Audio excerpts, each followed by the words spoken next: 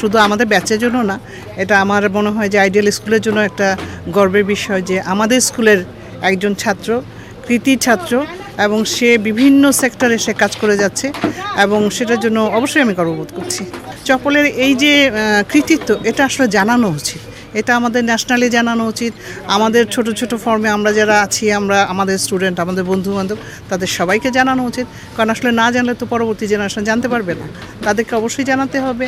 অবশ্যই আইডিয়াল স্কুলের প্রাক্তন ছাত্র হিসাবে চপলের জন্য শুভকামনা, দোয়া, এবং আমিও খুব প্রাউড ফিল করি, স্কুলের সবাও তাই করে।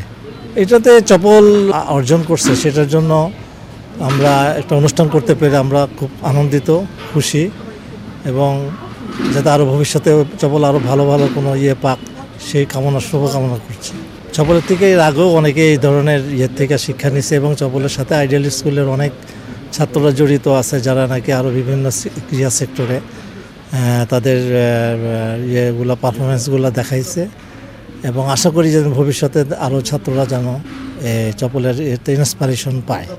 এক ব্যাচ সিনিয়র ভাই বোনেরা আমাকে আজকে সমর্থিত করেছে, আসলে এটা আমার পরম পাওয়া, এটা গর্বের বিষয়। আমি অহংকার বোধ করছি, নিজে খুব ভাগ্যবান মনে করছি যে বড় ভাইরা আমাকে ডেকে নিয়ে আসতেছে, আবার যে কোনো সাফল্যের ব্যাপারে ওনার অগ্রণী ভূমিকা পালন করে আমাকে সম্মানিত করার চেষ্টা করে।